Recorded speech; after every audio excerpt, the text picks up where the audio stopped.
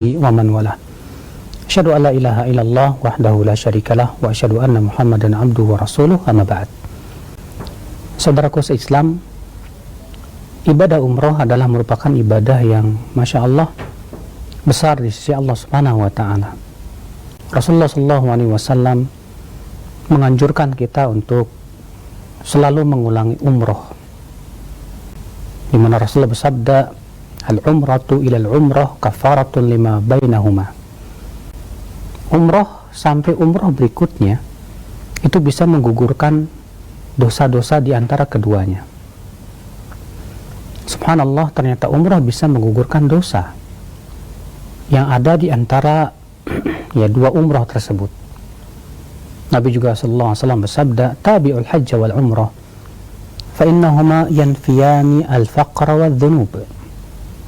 Ikutilah haji dan umroh, karena haji dan umroh itu bisa menghapus dosa dan kefakiran. Masya Allah. Maka ini adalah merupakan kesempatan amal yang luar biasa. Kita bisa berumroh. Bahkan disebutkan dalam hadis bahwa tawaf kita di sekitar Ka'bah, setiap langkah kakinya menggugurkan dosa, mengangkat 1 derajat. Sa'i kita antara Safa dan Marwah itu sama dengan memerdekakan 70 orang, 70 budak dari keturunan Ismail. Tahalul kita, kata Rasulullah, setiap helai rambutnya itu bisa mengangkat derajat 1 dan menggugurkan 1 dosa. Maka ini kesempatan yang besar. Namun sayang, tentunya banyak di antara saudara-saudara kita belum memahami bagaimana tata cara umroh yang betul-betul sesuai dengan sunnah Rasul SAW. Maka dari itulah Roja TV ingin membantu kaum muslimin untuk menjelaskan bagaimana tata cara umroh yang syar'i, yang sesuai dengan sunnah Rasul SAW. Karena tentunya semakin amal kita sesuai dengan tuntunan Rasulullah SAW, semakin besar pahalanya di sisi Allah. Karena disebutkan oleh para ulama bahwa syarat diterima amal itu 2. Yang pertama ikhlas, dan yang kedua adalah muwafaqatu sunnati Rasulullah SAW, sesuai dengan sunnah Rasulullah SAW. Semoga tayangan dari Roja TV yang menjelaskan tentang tata cara umroh ini bermanfaat untuk kaum muslimin sekalian, sehingga kita di atas basirah, di atas keilmuan, dan paham betul tentang apa sunnah Rasulullah SAW di dalam umroh. Wabillahi taufiq, wa sallallahu ala nabiyyina Muhammadin wa alihi wa sahbihi wa sallam. لبيك اللهم لبيك لبيك لا شريك لك لبيك إن الحمد والنعمة لك والملك لا شريك لك. لبيك اللهم لبيك لبيك لا شريك لك لبيك إن الحمد والنعمة لك والملك لا شريك لك. Aku datang memenuhi panggilan-Mu ya Allah. Aku datang memenuhi panggilan-Mu ya Allah. Tiada sekutu bagi-Mu. Aku datang memenuhi panggilan-Mu. Sesungguhnya segala puji, nikmat, dan segenap kekuasaan adalah milik-Mu. Tiada sekutu bagi-Mu. Assalamualaikum warahmatullahi wabarakatuh. Alhamdulillah, wassalatu wassalamu ala rasulillah wa ala alihi wa ashabihi ajmain, amma ba'd. Saudaraku, setiap kaum muslimin pasti merindukan tanah suci ini, apalagi Ka'bah di tanah haram Mekah ini. Di tempat inilah ada 2 aktivitas ibadah yang dilakukan, yaitu umrah dan haji. Dan kali ini saya akan mengajak Anda mengikuti bagaimana perjalanan atau tata cara ibadah umrah yang sesuai dengan tuntunan Rasulullah Sallallahu Alaihi Wasallam. Menjalankan ibadah umroh berarti kita telah mempersiapkan diri untuk bepergian atau bersafar. Karena itu, Rasulullah Sallallahu Alaihi Wasallam mengajarkan kita untuk membaca doa sebelum bepergian. Dan doa yang kita lantunkan adalah Astaudi'ukumullah alladzi la tadhi'u wada'i'uh. Aku titipkan kalian kepada Allah yang tidak akan hilang titipannya. Doa ini kita panjatkan agar Allah Azza wa Jalla melindungi keluarga kita saat ditinggalkan untuk bersafar. Selain doa tersebut, Rasulullah Shallallahu Alaihi Wasallam mengajarkan kita untuk membaca doa keluar rumah, yaitu Bismillahi tawakkaltu 'alallah, la haula wala quwwata illa billah. Dengan nama Allah, aku bertawakal kepada Allah. Tiada daya dan kekuatan kecuali dengan Allah. Hadis riwayat Abu Daud dan At-Tirmidzi. Dan perjalanan kita menuju Baitullah di Mekah, kita mulai. Perjalanan menuju Masjidil Haram di Mekah bukanlah perjalanan yang sebentar. Menggunakan pesawat, sekitar 9 jam perjalanan, kita baru tiba di Saudi Arabia. Karena tujuan kita adalah beribadah, saat di perjalanan pun, luruskan kembali niat kita dan perbanyaklah berzikir ataupun memperbanyak membaca Al-Quran di saat di dalam pesawat. Selain itu, di dalam pesawat tentunya kita bisa beristirahat agar kita bugar saat tiba nanti di Saudi Arabia.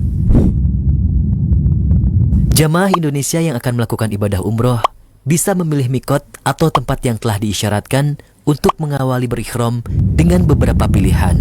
Dan kami akan melakukan mikot di atas pesawat, yaitu dengan mengambil mikot di Yalamlam.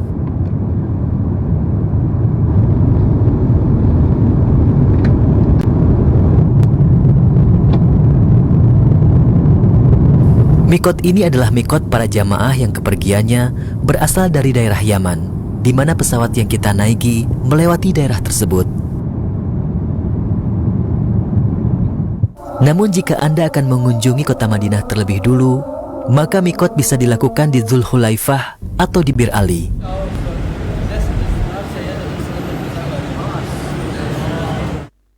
Setelah tiba di tempat mikot, kita dianjurkan untuk mandi sebagaimana mandi junub. Wanita yang sedang haid atau nifas juga dianjurkan mandi, karena hal tersebut bukan penghalang baginya untuk mengerjakan umroh atau haji. Hanya saja, wanita yang sedang haid dilarang tawaf di sekeliling Ka'bah kecuali setelah bersih atau suci dari haidnya. Sebelum mandi ihram, hendaknya Anda membersihkan diri dengan menggunting kuku, mencabut bulu ketiak, dan mencukur bulu kemaluan. Hal ini bisa juga dilakukan di rumah saat sebelum safar, atau bisa juga di rumah sebelum mandi ihram. Sekarang saya akan mengenakan pakaian ihram karena pesawat sebentar lagi berada di atas Yalamlam. Nah, pada saat pesawat berada di atas Yalamlam, kita disyariatkan untuk melafazkan labbaik Allahumma umratan. Pakaian ihram bagi laki-laki berupa 2 lembar kain putih dan tidak boleh berjahit. Satu digunakan sebagai sarung dan yang lainnya sebagai penutup badan bagian atas. Diperbolehkan juga menggunakan ikat pinggang. Pakaian ihram bagi kaum wanita adalah pakaian yang disyariatkan bagi mereka, yaitu jubah dan jilbab yang menutupi seluruh tubuhnya, kecuali wajah dan kedua telapak tangan. Pakaian ihram wanita sebaiknya berwarna gelap, tidak ketat, tidak membentuk tubuh, tidak tembus pandang, serta tidak menyerupai pakaian laki-laki. Dan dibolehkan memakai pakaian ihram dari rumah jika kita melakukan mikot di atas pesawat. Apabila khawatir tidak dapat menyelesaikan umroh karena sakit atau adanya penghalang lain, maka dibolehkan bagi kita untuk mengucapkan persyaratan setelah mengucapkan bacaan labbaik Allahumma umratan dengan mengatakan Allahumma mahili haitsu habastani. Ya Allah, tempat tahalulku di mana saja Engkau menahanku. Dengan mengucapkan persyaratan ini, baik dalam umroh maupun ketika haji, apabila seseorang terhalang untuk menyempurnakan manasiknya, maka dia diperbolehkan bertahalul dan tidak wajib membayar dam atau menyembelih seekor kambing. Setelah mengucapkan talbiyah umroh, berarti kita telah masuk dalam ibadah umroh. Maka sejak itu pula, kita tidak boleh melakukan larangan ihram. Labbaik Allahumma umratan. Alhamdulillah. Sekarang kita sudah berada di atas Yalamlam, di mana di atas Yalamlam ini kita mulai mikot. Adapun setelah memakai kain ihram ini, maka kita harus menjaga larangan-larangan ataupun rukun-rukun yang sudah ditetapkan selama umrah.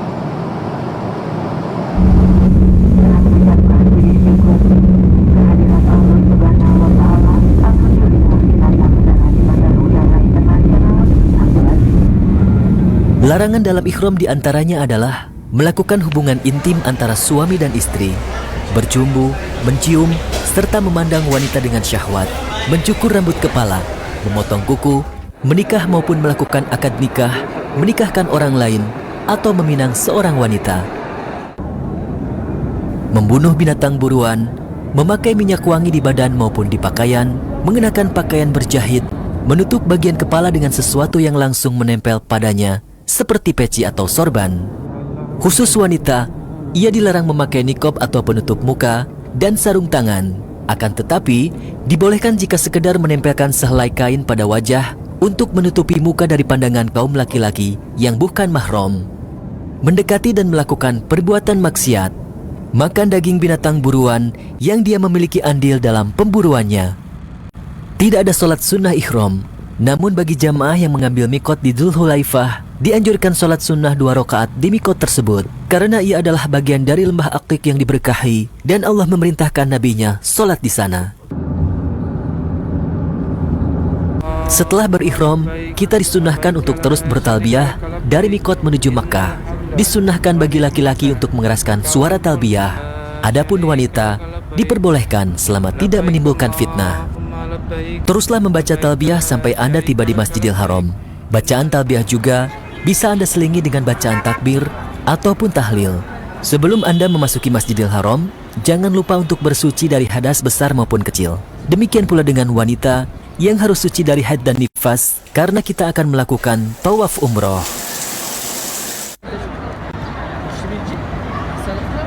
Dan ketika memasuki Masjidil Haram, Rasulullah Shallallahu Alaihi Wasallam mengajarkan kita untuk membaca doa masuk masjid yang bunyinya, Allahumma ftahli abawaba rahmatik.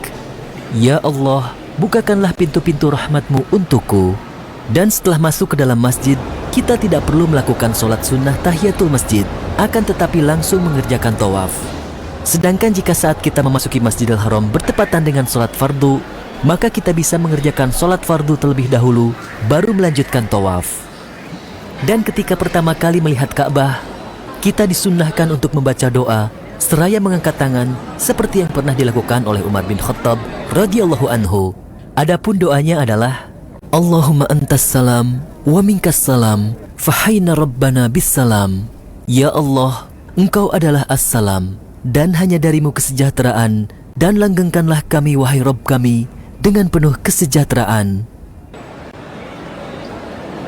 Setelah itu kita melakukan tawaf umroh sebanyak 7 putaran. Bagi jamaah laki-laki, sebelum melakukan tawaf, maka ia terlebih dahulu melakukan idtiba, yaitu memasukkan salah satu sisi kain ihram dari bawah ketiak yang kanan, lalu meletakkan ujungnya di atas pundak yang kiri, sehingga pundak kanan terbuka dan pundak kiri tertutup. Tawaf kita mulai di rukun Hajar Aswad atau letak yang sejajar dengannya. Untuk mengetahui kita sejajar atau tidak dengan Hajar Aswad, kita bisa melihat tanda lampu hijau yang merupakan tanda tempat tawaf dimulai.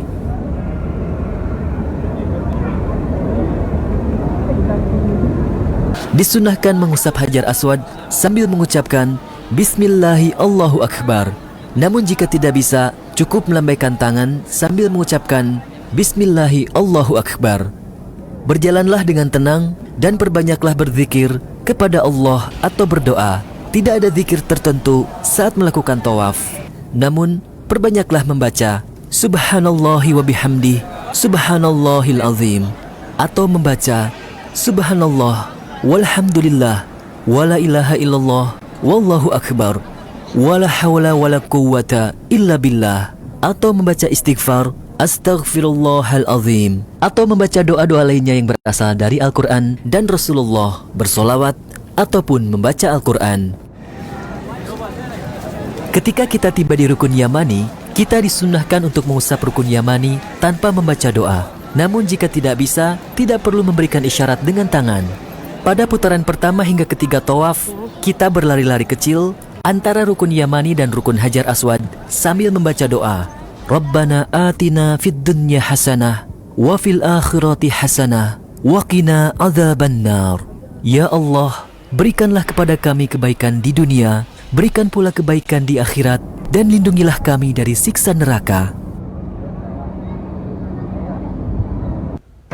Setelah tiba di rukun Hajar Aswad, kembali kita membaca Bismillahi Allahu Akbar seraya memberikan isyarat dengan tangan. Putaran kedua dan ketiga, lakukan hal yang sama dengan yang kita lakukan pada putaran pertama.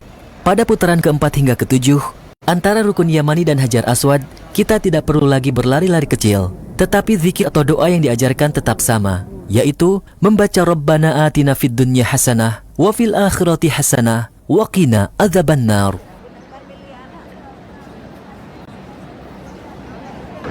Jika wudhu kita batal, maka segera kita berwudhu, lalu ulangi putaran tawaf tanpa harus mengulangi dari putaran pertama.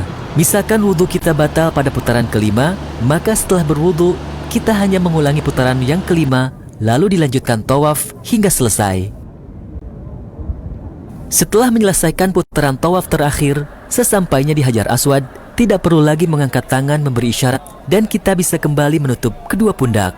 Kemudian kita menuju ke makom Ibrahim sambil membaca Wattakhidhu mim maqami Ibrahim musalla, dan jadikanlah makom Ibrahim itu sebagai tempat solat. Maka setelah itu kita kerjakan solat 2 rakaat di belakang makom Ibrahim. Jika tidak memungkinkan, maka kerjakan di mana saja kita mendapati tempat di dalam Masjidil Haram. Dianjurkan pada solat ini membaca surat Al-Fatihah dan surat Al-Kafirun di rakaat pertama, dan membaca surat Al-Fatihah dan surat Al-Ikhlas di rakaat kedua.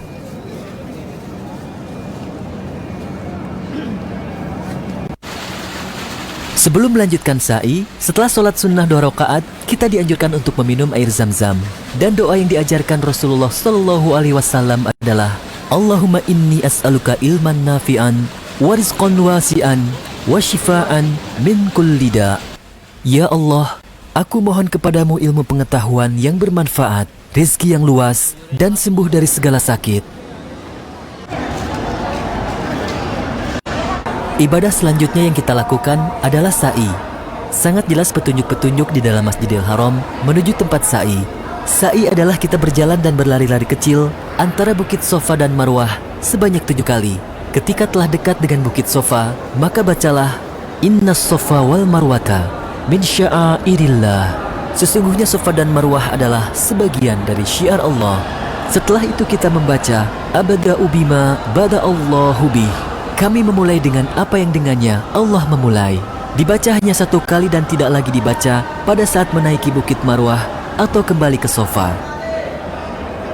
Saat berada di Bukit Sofa, menghadaplah ke arah Ka'bah dan jika memungkinkan melihatnya.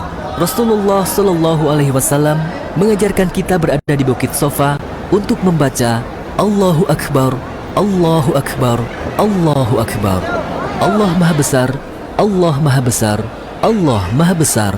La ilaha illallah wahdahu la syarikalah, lahul mulku wa lahul hamdu yuhyi wa yumitu wa huwa ala kulli syai'in qadir. Tiada sesembahan yang berhak disembah kecuali Allah semata. Tidak ada sekutu baginya. Miliknya lah segala kerajaan dan segala pujian untuknya. Dia yang menghidupkan dan yang mematikan. Dia Maha Kuasa atas segala sesuatu. La ilaha illallah wahdahu la syarikalah, anjaza wa'dah wa nasara abdah, wa hazamal ahzaba wahdah. Tiada ilah yang hak kecuali Allah semata. Tiada sekutu baginya. Dia melaksanakan janjinya, menolong hambanya, dan dia satu-satunya yang mengalahkan bala tentara persekutuan kaum musyrikin. Setelah membaca zikir tersebut, kita berdoa. Boleh berdoa apa saja meminta kebaikan akhirat maupun hajat di dunia. Boleh berdoa menggunakan bahasa Indonesia. Selesai berdoa, kita ulangi lagi zikir yang pertama. Kemudian, kita kembali berdoa meminta kebaikan untuk akhirat dan dunia kita. Dan terakhir, kita tutup dengan zikir seperti sebelumnya, sehingga zikir tersebut menjadi 3 kali dibaca. Selesai berzikir, kita turun dari Bukit Sofa dan berjalan menuju Bukit Marwah sambil membasahi bibir kita dengan zikrullah, memperbanyak doa, bersolawat, ataupun membaca Al-Quran. Sesampainya di tanda lampu hijau, laki-laki dianjurkan berlari-lari kecil dan sungguh-sungguh sambil membaca Allahumma gfir warham wa anta a'azul akram. Ya Rabbku, ampuni dan rahmatilah aku. Sesungguhnya Engkaulah yang Maha Perkasa dan Maha Pemurah. Sesampainya di Bukit Marwah, kita kembali menghadap ke arah Ka'bah dan berzikir serta berdoa seperti yang kita lakukan di Bukit Sofa. Lakukanlah hingga 7 kali dan berakhir di Bukit Marwah. Setelah putaran ke-7 pada akhir sa'i di Bukit Marwah, kita langsung keluar tanpa menghadap Ka'bah dan berdoa. Kemudian yang kita lakukan setelah sa'i adalah melakukan tahallul, yaitu mencukur rambut. Apa nama? Tahallul saat umroh bagi laki-laki lebih afdol adalah mencukur rambut hingga gundul. Rasulullah Shallallahu Alaihi Wasallam mendoakan kebaikan sebanyak 3 kali bagi orang yang mencukur gundul rambutnya. Sementara yang hanya memotong pendek rambutnya, beliau hanya sekali mendoakan kebaikan untuknya. Sedangkan bagi wanita, mengumpulkan rambutnya dari seluruh bagian kepala, lalu memotongnya sepanjang 1 ruas jari. Dengan melakukan tahallul berarti kita telah menyelesaikan ibadah umroh kita, dan kita dibolehkan kembali melakukan hal-hal mubah yang sebelumnya dilarang ketika dalam keadaan berikhram. Semoga Allah Azza wa Jalla menerima amalan umroh kita dan menghapus dosa-dosa kita yang telah lalu.